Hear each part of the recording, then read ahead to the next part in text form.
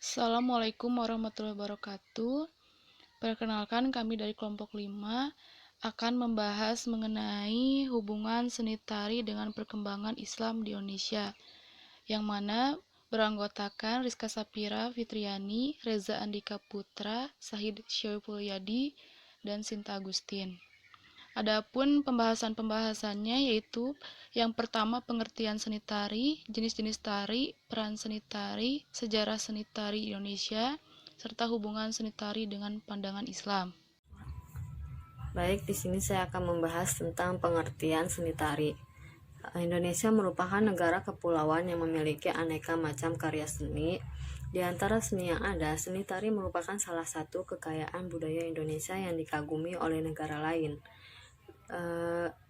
Pengertian menurut para ahli, menurut John Weaver, seni tari adalah gerak-gerak teratur yang elegan, dibentuk secara harmonis dari sikap yang elok dan melawan postur tubuh yang anggun. Sedangkan menurut Sudarsono, dalam bukunya menyatakan bahwa tarian adalah ekspresi jiwa manusia melalui gerak ritmis yang indah. Sedangkan pengertian secara umumnya, seni tari adalah hasil karya cipta manusia yang diungkapkan lewat media gerak yang memiliki keindahan. Seni tari yang terdapat di Indonesia sangat banyak. Masing-masing daerah memiliki khas tari yang berbeda-beda. Tari Nusantara adalah tari yang berbeda di seluruh penjuru kepulauan Indonesia. Apabila disebutkan satu persatu, pasti ada saja yang tertinggal dan tidak disebutkan, karena perkembangan tari di Indonesia masih tetap berjalan hingga sekarang. Seni tari juga memiliki 4 unsur keindahan. Yang pertama yaitu wiraga, wirama, wirasa, dan wirupa. Nah, keempatnya itu merupakan satu ikatan yang berbentuk harmoni. Wiraga adalah kemampuan peragaan, wirama adalah pengaturan tempo dan ritme yang erat sekali hubungannya dengan irama, sedangkan wirasa adalah aspek yang bersifat rohaniah yang mendukung keseluruhan tarian yang dibawakan penari. Nah, yang terakhir itu wirupa. Wirupa adalah rupa atau wujud. Nah, rupa atau wujud ini memberi kejelasan gerak tari yang diperagakan melalui warna, busana, dan rias yang sesuai dengan peranannya. Nah, berdasarkan latar belakang kemunculannya seni tari di Indonesia terbagi menjadi 3, yaitu ada tarian rakyat atau tarian daerah, tarian tradisional, yaitu tarian klasik, dan tarian kreasi, yaitu tarian modern. Nah, tarian daerah merupakan tarian-tarian yang lahir dari masyarakat biasa sebagai lambang kegembiraan dan rasa sukacita. Contohnya, pada zaman dahulu setiap musim panen tiba masyarakat berkumpul untuk merayakannya. Yang kedua, tari tradisional atau tari klasik. Nah, tari tradisional merupakan tarian yang lahir dalam keraton Jawa ataupun dari kaum bangsawan. Tarian jenis ini awalnya hanya berkembang di lingkungan tertentu, bahkan masyarakat biasa itu dilarang untuk menarikannya. Yang ketiga itu tari kreasi baru atau tari modern. Tarian ini merupakan jenis tarian yang tidak terikat oleh aturan-aturan tradisi ataupun daerah tertentu. Seluruh unsur diolah dengan konsep dan ide yang baru. Selanjutnya yaitu jenis-jenis tari. Jenis-jenis tari ini terbagi menjadi 3 kelompok, yaitu pertama, tari tunggal atau solo. Tari tunggal adalah tari yang dipergerakan oleh seorang penari, baik itu yang dilakukan oleh laki-laki ataupun perempuan. Contohnya tari gambir. Yang kedua, tari berpasangan atau duet. Tari berpasangan adalah tari yang dilakukan oleh 2 orang, baik itu secara berpasangan laki-laki dan perempuan, maupun sesama jenis yaitu laki-laki dan laki-laki, perempuan dan perempuan. Yang ketiga, yaitu tari berkelompok. Nah, tari berkelompok ini biasa disebut koreografi grup. Tari kelompok adalah tari yang dilakukan lebih dari 2 orang atau dilakukan dengan ramai-ramai. Pembahasan selanjutnya mengenai peran seni tari akan saya sampaikan, yaitu yang pertama, tari sebagai upacara. Fungsi dari tari sebagai sarana upacara merupakan bagian dari tradisi yang ada dalam suatu kehidupan masyarakat yang sifatnya turun-temurun dari generasi ke generasi berikutnya. Yang kedua, tari sebagai sarana hiburan. Salah satu bentuk penciptaan tari ditunjukkan hanya untuk ditonton. Tari ini memiliki tujuan hiburan pribadi, lebih mementingkan kenikmatan dalam menarikan. Tari hiburan disebut tari gembira. Pada dasarnya, tarian gembira tidak bertujuan untuk ditonton, akan tetapi tarian ini cenderung untuk kepuasan para penarinya itu sendiri. Yang ketiga, tari sebagai sarana pertunjukan. Tari pertunjukan adalah bentuk komunikasi sehingga ada penyampaian pesan dan penerimaan pesan. Tari ini lebih mementingkan bentuk estetika daripada tujuannya. Tari ini lebih digarap sesuai dengan kebutuhan masyarakat setempat. Tren ini sengaja disusun untuk dipertontonkan, oleh sebab itu penyajian tari mengutamakan segi artistiknya yang konsepsional, yang mantap, koreografer yang baik, serta tema dan tujuan yang jelas. Contohnya tari pertunjukan, tari piring. Sejarah seni tari. Pada dasarnya kesenian terbagi menjadi dua, yakni seni rupa dan seni pertunjukan. Seni tari merupakan cabang seni yang termasuk dalam kategori seni pertunjukan. Sebagai negeri yang kaya keragaman adat, budaya, dan kesenian, Indonesia memiliki banyak ragam seni tari sebagai gambaran adat dan budaya masyarakatnya. Pada masa kerajaan, seni tari ditandai oleh masuknya pengaruh luar sebagai unsur asing, antara lainnya kebudayaan Cina, Hindu-Buddha, Islam, dan Barat. Kebudayaan Cina kurang mendapat perhatian oleh para peneliti karena kemungkinan dasar kepercayaan yang hampir sama dengan masyarakat bumi, yaitu percaya kepada roh-roh leluhur, sehingga kurang begitu nyata pada perubahan sistem kemasyarakatannya. Barangkali pula karena nenek moyang yang menghuni Indonesia oleh para pakar kebudayaan dikatakan imigran dari daratan Asia, yaitu wilayah Cina bagian selatan, maka pengaruh budaya Cina ini berbeda dengan pengaruh asing lainnya, terutama pengaruh Hindu, Islam, dan Barat. Pengaruh ini sangat nyata pada stratifikasi sosial yang hierarkis yang ditandai dengan adanya sistem kelas sosial, yaitu masyarakat adat atau rakyat dan masyarakat bangsawan atau istana.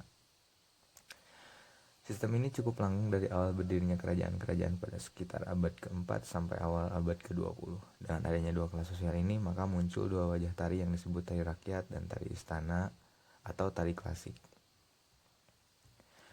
Nah, untuk melihat perubahan dari masa ke masa terkait perubahan atau perkembangan seni tari di Indonesia, maka penulis mencoba menyuguhkan periodisasi sejarah seni tari di Indonesia. Yang pertama, seni tari zaman pra-Hindu. Karya tari pada masa ini lebih difungsikan untuk mencapai tujuan tertentu yang bersifat magis dan sakral. Tari menjadi ekspresi yang sering dihubungkan dengan kekuatan di luar diri manusia. Seni tari pra-Hindu mendapatkan tempat sesuai dengan tingkat kepercayaan sejak manusia hidup berkelompok. Dalam hal ini, tarian dianggap sebagai bagian dari daur ulang kehidupan, atau bisa dikatakan masih melanjutkan tata kehidupan budaya prasejarah.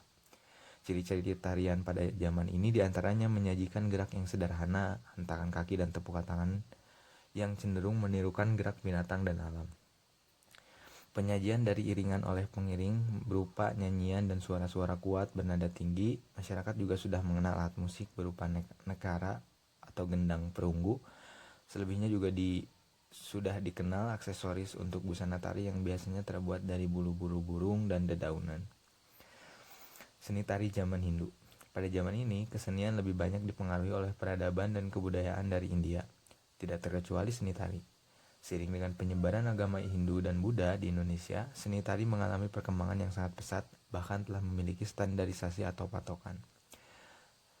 Natya Sastra karangan Bharata Murni merupakan literatur seni tari pada masa itu. Buku tersebut menjelaskan tentang adanya 64 motif gerak tangan mudra. Motif tersebut dibagi menjadi 3, diantaranya 24 motif yang terbentuk dari satu tangan, 13 motif dari kedua tangan, serta 27 motif hasil kombinasi kedua motif tangan. Oleh karena sistem pemerintahan pada zaman ini berbentuk kerajaan, maka lahirlah tarian-tarian istana yang berkembang dengan baik karena mendapat perhatian langsung dari raja. Sejarah seni tari di masa kerajaan Hindu juga diabadikan melalui berbagai peninggalan budaya berupa relief yang menghiasi candi-candi. Ciri-ciri pada zaman Hindu diantaranya gerakan tari mulai disusun secara sungguh-sungguh, pertunjukan tari difungsikan, serta besaran perhatian para penguasa terhadap seni tari. Selain itu, tema yang diusung dalam tari mulai beragam karena banyak mengambil tema dari cerita Mahabharata, Ramayana, dan Panji. Seni tari zaman Islam. Karya seni tari peninggalan zaman Hindu di Indonesia masih terpelihara dengan baik. Bahkan setelah masuknya Islam ke Indonesia, tari sangatlah berkembang dan ditandai munculnya beragam varian karya tari. Sejarah seni tari pada masa Islam di Indonesia sangatlah bervariasi, yang juga tergantung pada di mana tarian itu tercipta. Sebagai misal, di Aceh dan di berbagai daerah Melayu seperti Riau, masing-masing memiliki keunikan tersendiri meskipun tetap mengusung nuansa keislaman. Lebih detail mengenai sejarah seni tari lingkup masyarakat Aceh.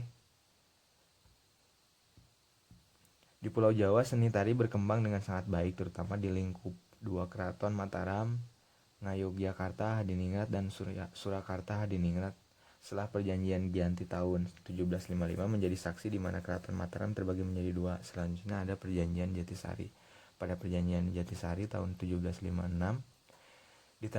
ditentukan masa depan kedua kerajaan termasuk dalam hal warisan budaya Mataram. Kesunanan Surakarta memilih mengembangkan apa yang sudah ada, sementara itu Kesultanan Yogyakarta memilih melestarikan tradisi yang ada, khususnya tari klasik. Seni tari zaman penjajahan. Masa penjajahan tidak begitu berpengaruh pada seni tari di lingkungan istana. Di dua keraton Mataram, tarian tetap terpelihara dengan baik, hanya saja fungsinya sangat terbatas untuk kepentingan upacara istana saja, seperti penyambutan tamu raja, perkawinan putri raja, penobatan putri-putri raja, dan jumeneng raja. Contoh dalam budaya Melayu. Lain di istana, lain juga dengan tarian yang berkembang di masyarakat. Di kalangan rakyat, biasa tari hanya difungsikan untuk hiburan saja. Uniknya, penderitaan rakyat akibat penjajahan turut menjadi ide untuk membuat karya seni bertemakan kepahlawanan.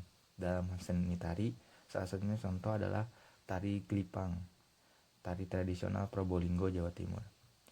Seni tari pasca kemerdekaan sampai sekarang. Setelah perkembangannya banyak tersendat di masa penjajahan, seni tari kembali tumbuh subur di masa setelah kemerdekaan. Beragam jenis tari difungsikan kembali, baik tari hiburan maupun tari upacara. Perkembangan yang sangat pesat terutama terjadi pada tarian sebagai hiburan.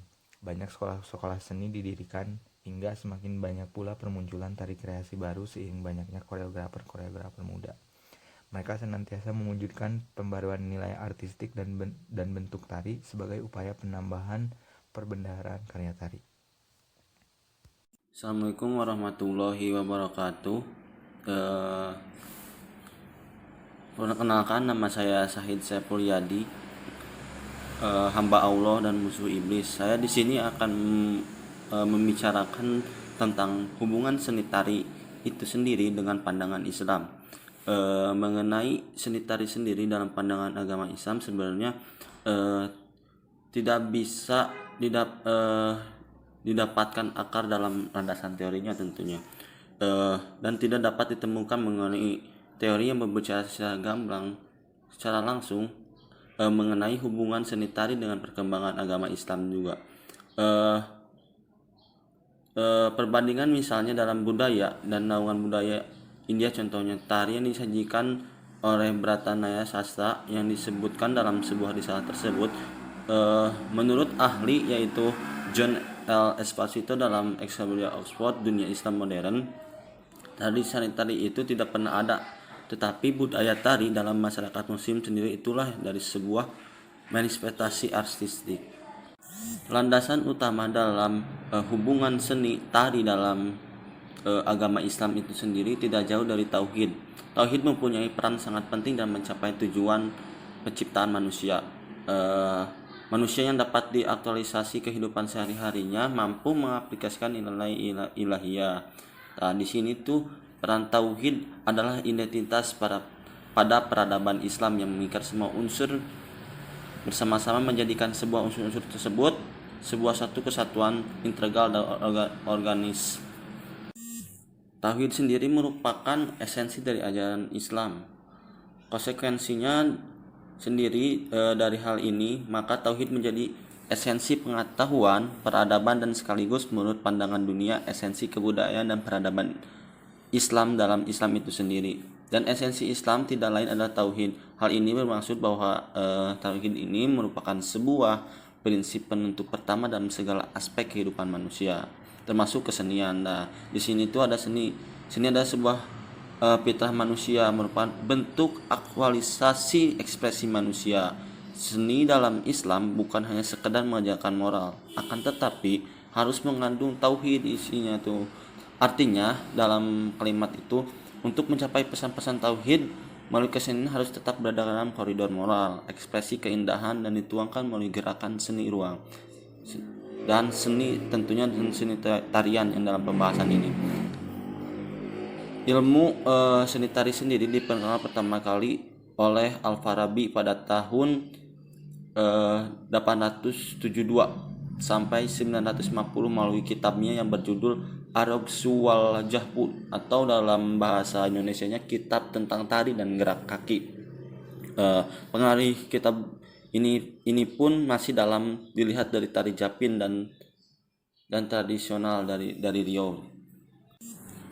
Seni tari Islam berbeda dengan seni tari Barat. Seni tari Islam adalah mengaplikasikan sebuah berpijak pada norma-norma Islam. Nilai-nilai ilahiyah merupakan suatu worldview bagi pencipta tari, penari maupun penikmat tari itu sendiri.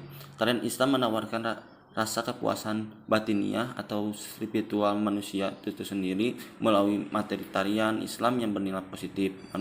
Manusia dapat dilihat dari perasaan kekuasaan Allah, hal diciptakan perasaan nyaman dan mendekati kepada Allah. Mengingat manusia tidak banyak berzikir, menuntun manusia untuk memikirkan ayat-ayat kauniyah, menuntun untuk mengingat nikmat dan ciptaan Allah, mengajarkan sikap dan memiliki keyakinan komitmen yang kokoh.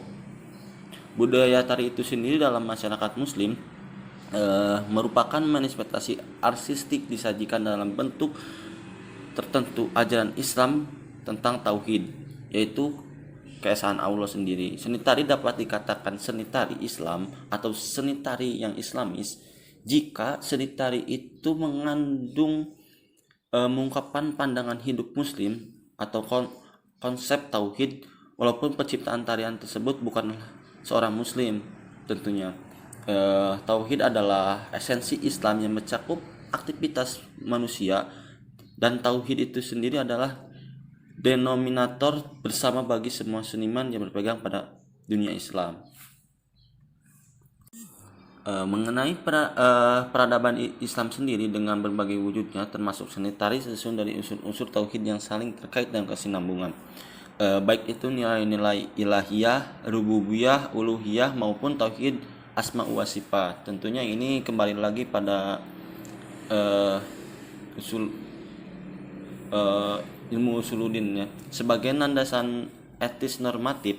Nilai-nilai insaniah atau antropologiosis atau ilmiah kosmologis sebagai basis praksis operasionalnya. Nah, nilai tauhid itu sendiri atau tauhid rububiyah dalam ekspresi estetis seni tari terlihat dari aspek visualnya. Aspek visual pada tari Islami cenderung memiliki makna filosofi yang tinggi. Gerakan tari Islami dalam hal ini, atau contohnya tari Japin yang didominasi gerakan berputar, melambangkan gerakan planet yang mengelilingi matahari sebagai pusat orbitnya. Tentunya gerakan berputar memberikan pelajaran kepada manusia tentang ketundukan alam semesta dengan kehendak Allah Subhanahu wa taala. Sekaligus sebagai pembuktian bahwa Allah Maha Besar, Maha Pencipta, dan Maha Pengatur dan Maha segalanya. Nilai tauhid uluhiyah sendiri disimbolkan pada pemilihan warna putih atau hijau pada kostum yang dikenakan. Kostum kain warna putih melambangkan keikapan yang mengingatkan manusia pada kematian, dan warna hijau melambangkan hari akhir, kematian yang husnul khotimah dan mengantarkan manusia pada surga yang abadi tentunya. Terus ada tauhid asma wa sifat, merupakan tauhid tentang beriman kepada nama-nama Allah dan sifat-sifatnya Allah. Keyakinan itu bahwa manusia melihat, Maha mendengar, Maha memberi, dan Maha lainnya. Balasan melahirkan kesadaran dengan manusia tentang berada dalam koridor syariat Islam. Pesanan partisipatif mendorong penari untuk tidak menampakkan aurat dan bercampur antara penari wanita dan penari pria yang tentunya berbau syar'i. Ungkapan ini membedakan artistik seni Islam memiliki karakteristik yang membedakan dengan seni lainnya. Itu pertama, seni Islam bercirikan abstrak yang mujarad. Alam dalam pandangan seni Islam merupakan salah satu. Terus kreasi seni Allah yang dapat dirasa dan diraba berbeda dengan seni figural yang memandang alam hanya ilusi dan dinafikan. Yang kedua, seni Islam ini bercirikan struktur modular. Artinya dalam karya seni Islam senantiasa dibangun dari bentuk-bentuk yang lebih kecil dan pada akhirnya bergabung menjadi bentuk yang lebih kompleks. Terus ketiga, seni Islam bercirikan gabungan berurutan. Artinya dalam berbagai bentuk seni suara, ruang dan gerak seni tersusun dari sebuah komponen kecil yang bergabung secara berurutan. Gabungan berurutan yang besar tersebut dapat dinyatakan tidak dinapik sebuah pandangan Islam itu sendiri, sehingga sesuatu yang bagus menurut konsepsi Islam pastilah yang bersifat baik tentunya, dan sesuatu yang baik pastilah sesuai dengan ukuran kebenaran. Batasan kebenaran dalam Islam tidak terletak pada akal namun pada ayatnya. Konsekuensinya, selama suatu kesenian tersebut memuat unsur-unsur baik, benar atau bagus menurut Islam, maka kesenian tersebut boleh dilestarikan. Terdapat beberapa norma Islam yang mengatur dalam kesenian tersebut, yaitu poin pertama, tidak ada nilai unsur-unsur bertentangan dengan Al-Quran dan hadis beserta sunnahnya. Tidak melukis sesuatu yang bernyawa dan pornografi. Itu nomor poin kedua. Ketiganya, menghindari atau meniru-niru dan memamerkan kecantikan. Keempatnya, salah satu menjalin tali persaudaraan dan mengedepankan toleransi. Yang kelimanya, dilarang menciptakan hikayat yang menceritakan dewa-dewa dan tentunya mengkritik Allah Subhanahu wa taala selaku pencipta. 6. Dilarang menampilkan drama dan film yang melukiskan kekerasan, kebencian dan kekejaman. 7. Tidak berlebihan dalam segala hal sesuatu yang kita miliki. Sekian dari saya, Walahir. Oke, baik, mungkin sekian dari kelompok kami. Mohon maaf bila ada kurang dan kesalahan kata-kata. Wassalamualaikum warahmatullahi wabarakatuh.